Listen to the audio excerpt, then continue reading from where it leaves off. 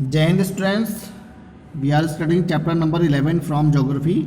The topic is your life in the desert. Chapter number 11 and video part number 3.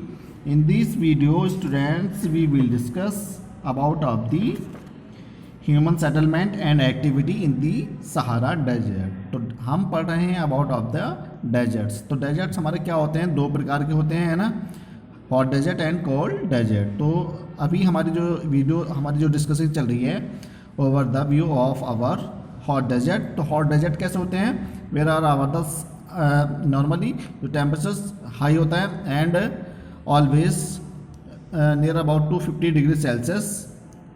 यहाँ का जो temperature होता है वो हमारा हाई होता है और यहाँ पर ऑलवेज हमारा टेम्परेचर हाई होता है.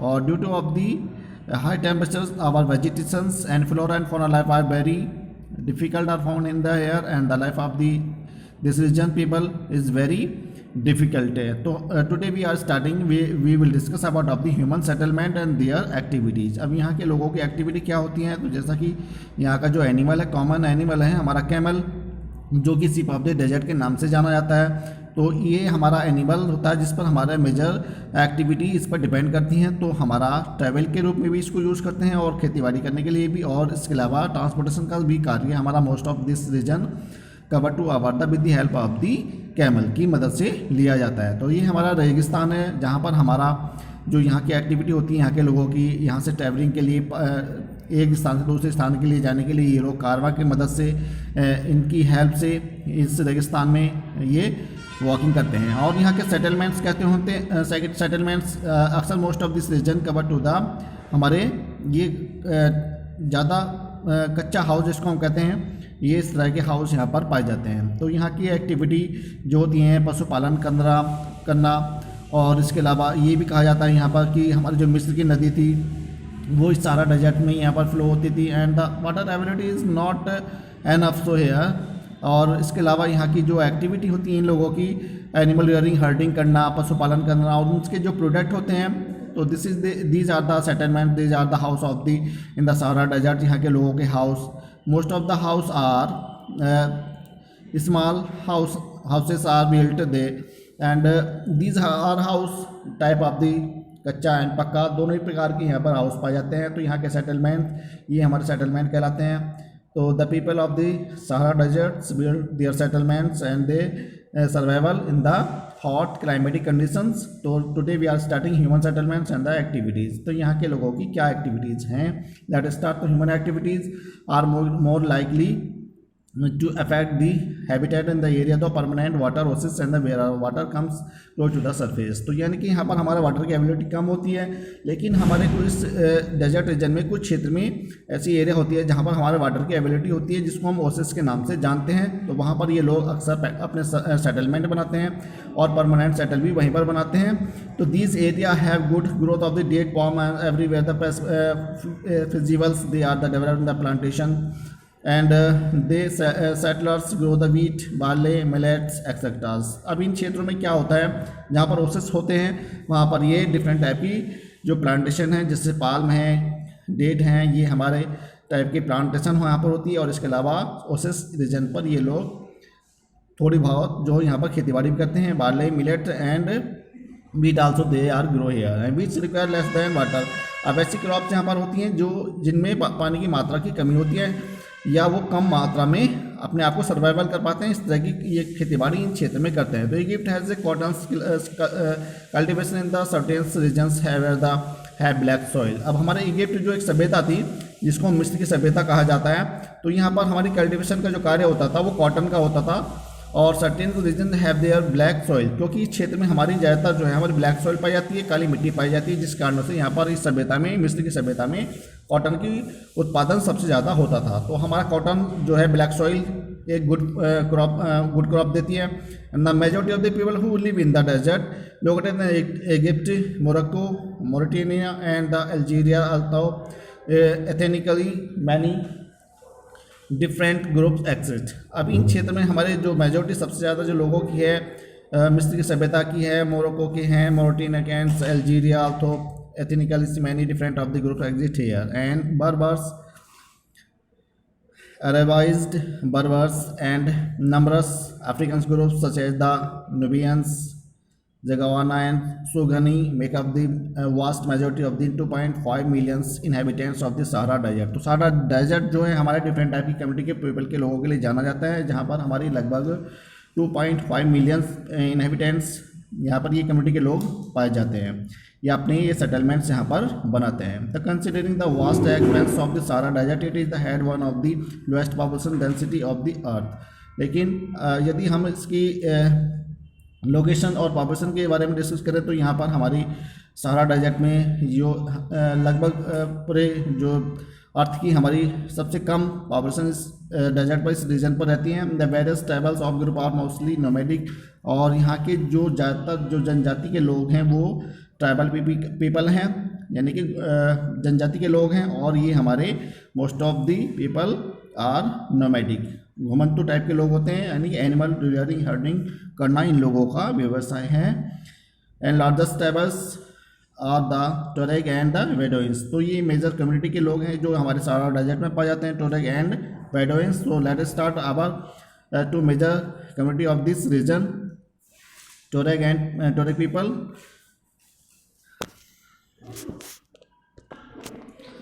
The Tuareg people. The Tuareg people are the predominantly nomadic people of the Sahara Desert and who live in the mostly in the northern reaches of the Mali near the Timbuktu and the Kodal। तो हमारी जो टोरेग people हैं, जनजाति के जो लोग हैं, यहाँ के ट्राइबल पीपल हैं, वो हमारे इस सारा डेजर्ट की जो टिम्बुक्टू है यहाँ का और किडल है इसकी नॉर्दर्न क्षेत्र में रीचेज पर रहते हैं। And the Tuareg are often referred to the blue man of the desert. तो अब हमारे क्या होता है, यहाँ के ये टोरेग की कम्युनिटी के जो लोग हैं इनको यहाँ ब्लू मैन के नाम से जाना जाता है, because their robes are dyed indigo blue. इनके गले में जो लबादा होता है वो हमारा ब्लू कलर का होता है, इसलिए इन जाति के लोगों को ब्लू मैन के नाम से जाना जाता है, क्योंकि ये लबादा जो होता है, ये इनका रॉब जो होता है गले में जो डालते हैं वो टोटल इंडिगो ब्लू से होता है, यानी कि नीला, जिसको नील की क्रांति, नीली क्रांति की फसल भी होती है उसकी।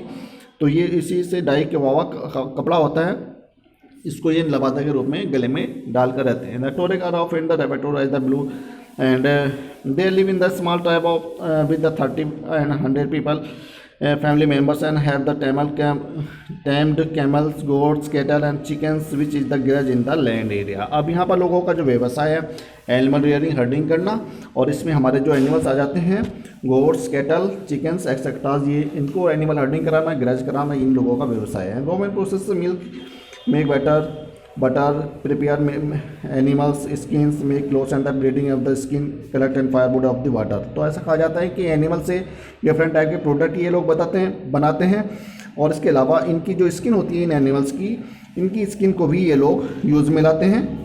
And man drive of animals take the responsibility of the selling animals and their produce। Man take camels to town to sell them and returning with the millet and the another needs।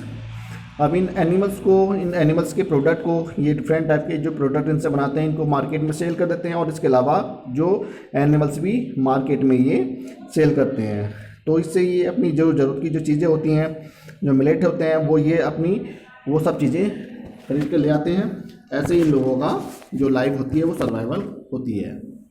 And इसके अलावा most of outputs of the normally consumed by the family. तो trade is the limited in the therefore of the simplistic life style. अब हम कह सकते हैं कि यहाँ पर अगर हम साधारण तरीके से बात करें तो यहाँ की जो लाइफ स्टाइल है, इन लोगों का रहन सहन है, वो बहुत ही साधारण तरीके से होता है, और बहुत ही इनका जो यहाँ का व्यापार है वो बहुत ही सीमित दायरे में होकर चलता है।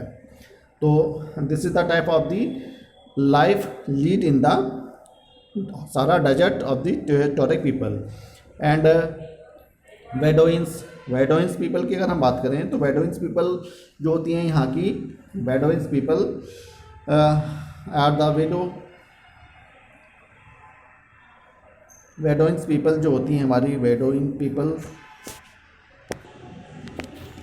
The second community of this क्षेत्र is the region Sahara desert Bedouin people. तो बेडोइन पीपल कौन होते हैं? तो Bedu is the Arabic language refer to one of the who lives in the open in the desert regions. अब Bedu कौन कहलाते हैं? यहाँ पर ये एक हमारी भाषा है, अरबी भाषा, जो ये उस वर्ड को डिफाइन करता है। And one of the lives in the open area, यानी कि जो हमारे खुले क्षेत्र में मैदान में रहता है वो हमारे इस डेजर्ट रीजन में क्षेत्र में वो हमारे बेडोइंस कहलाते हैं। अर्थात जो जिनके पास घर नहीं होता है या टेम्परेरी हाउस बना करके ये लोग रहते हैं, तो ऐसे लोग हमारी बेडोइंस एक कम्युनिटी हमारे पूरे वर्ल्ड में हमारे सभी कॉन्टिनेंट पर पाए जाते हैं। In the ancient times most of people settle near the river, but the Bedouins peoples prefer to live in the open desert. अब हमारे क्या हुआ, ये हमारे डिफरेंट टाइप के लोग जो थे, जो नोमैडिक पीपल थे, घुमंतू लोग थे, ये अक्सर रिवर या नदी के आसपास मतलब अपने सेटलमेंट इन्होंने बनाए। लेकिन हमारे जो बेडोइन पीपल थी, जो कम्युनिटी थी, ये लोग फॉरेस्ट में ही रहे और डेजर्ट रीजन में रहकर इन्होंने अपनी लाइफ को सर्वाइवल किया, यानी कि ओपन एरिया में ही रह करके इन लोगों ने अपनी लाइफ को सर्वाइवल किया। And Bedouins mainly live in the Arabian and Syria desert and the Sahara desert of the North Africa. अब हमारे मुख्य जो क्षेत्र है इसका बेडोइंस कम्युनिटी के लोगों का, अरब का, सीरिया का और सहारा डेजर्ट का है।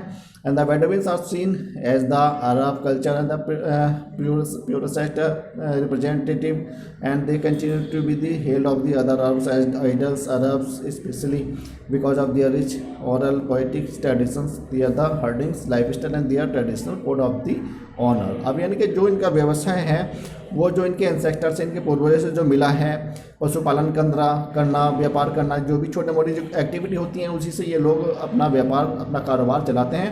तो सहारा डेजर्ट की जो इनकी अपनी कल्चर है, अरब की जो उनके पेरेंट्स हैं, उनके जो पूर्वजों से मिली हुई है, उसी को ये आगे रिप्रेजेंट करते हैं और इस तरह से आगे ये अपनी लाइफ को लीड करते हैं। स्पेशली यहाँ के लोगों जो रिच होते हैं ऑरल पोएटिक्स ट्रेडिशन, यानी कि यहाँ के लोग कुछ हमारे कवि भी रहे हैं, उनकी कविताएं भी रची गई हैं। And the hardy life style and their traditional code of the honour and the term of the Arabs have been synonymous with the term of the nomad since of the beginnings of Islam। यानी कि यहाँ के कुछ लोग जो हैं इस्लाम धर्म को भी ये लोग फॉलो करते हैं। Bedouins are recognised by the nomadic and life style, social change, language and social structure. अब यहाँ के लोगों का जो बेडोइन जो पीपल है, यहाँ की कम्युनिटी है, ये लोग ज़्यादातर मतलब वही हैं, हमारे घुमंतू कहलाते हैं और इनका लाइफ स्टाइल, रहन सहन वही है जो एक नोमैडिक पीपल का होता है। उनकी भाषाएँ बिल्कुल स्पेशल होती हैं, विशेष होती हैं।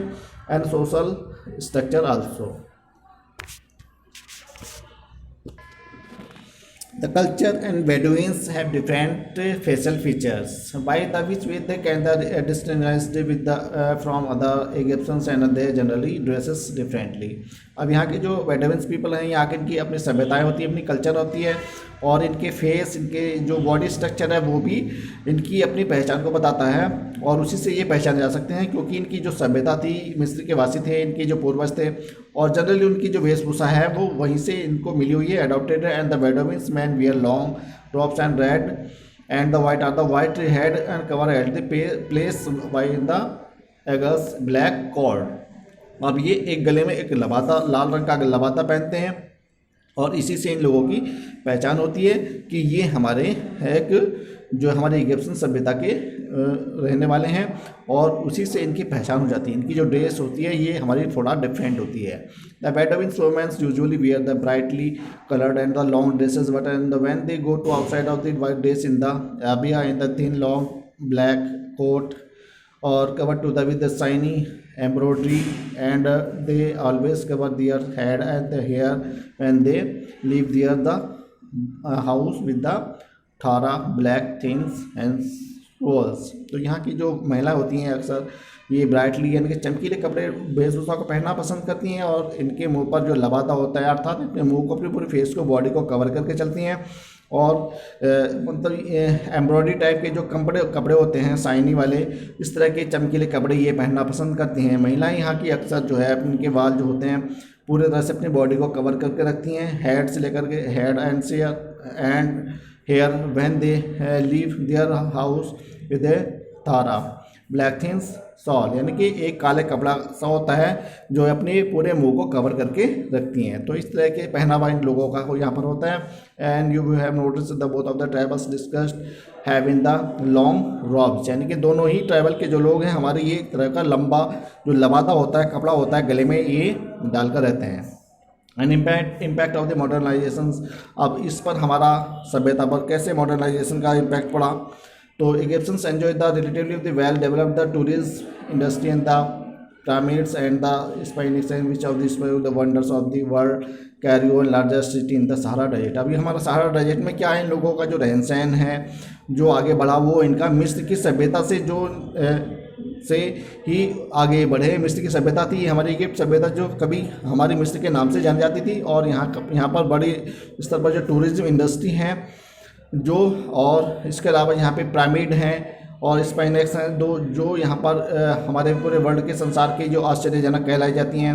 And Cairo the largest city in the Sahara, और यहाँ पर सहारा डेजर्ट हमारा कैरियो एक से सबसे बड़ा शहर है।